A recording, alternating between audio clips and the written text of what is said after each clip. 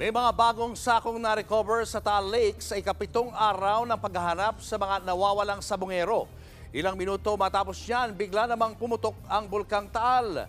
Live mula sa Laurel, Batangas, nasa frontline ng balitang yan si Ian Suyu.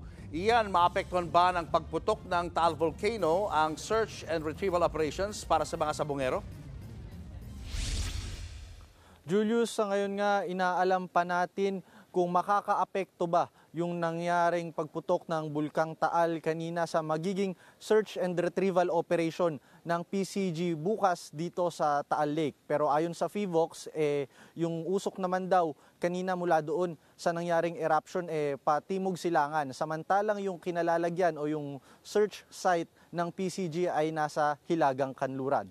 Pero bago mangyari yung eruption na yan kanina ay 4 na sako na ang nakuha ng mga tauhan ng PCG sa ginawang diving search kanina.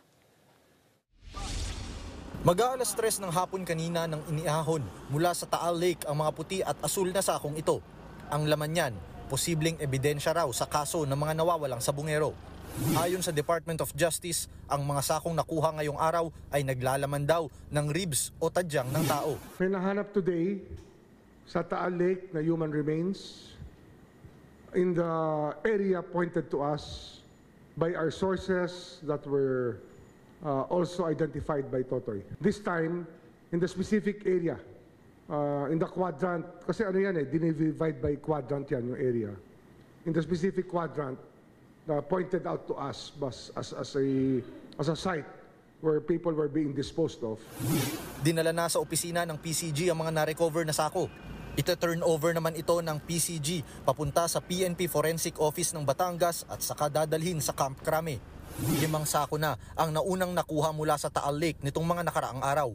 Nasa 70 buto na ang nadiskubre pero 6 pa lang ang nakumpirmang buto ng tao.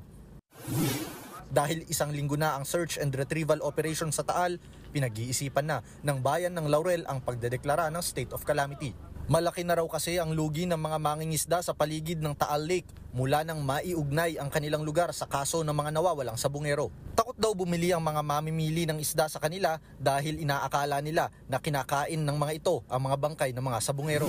Unexpected po ang nangyaring ito. Kung magdideklara ay mabibigyan agad ng pondo para po mabigyan ng extension ng support ang ating mga mangingisda.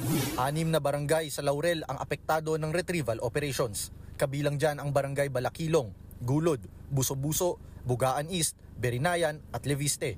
Nandyan daw ang nasa 400 hanggang 500 ang mga mangingisda. Julius, hinihintay pa nga natin kung ano ba talaga yung magiging desisyon ng PCG. May kinalaman nga sa nangyaring phreatic eruption dito sa Bulkang Taal. Pero ayon din naman kasi sa PHIVOLCS, recurring o madalas naman daw talagang nangyayari yan paulit-ulit dito sa nasabing bulkan. Ang magiging factor na nga lang din na contributing dito sa senaryo natin ngayon yung pag-ulan dahil medyo lumalakas na yung ulan at kung magpapatuloy ito hanggang bukas, makakaapekto ito sa daloy ng kanilang operasyon. Yan muna ang latest mula dito sa Laurel, Batangas. Julius. Maraming salamat, Ian Suyu mula sa Laurel, Batangas. Mga kapatid, Julius Babaw po. Para sa komprehensibo at makabuluhang balitaan at talakayan, mag-follow at mag-subscribe na sa social media pages ng News 5.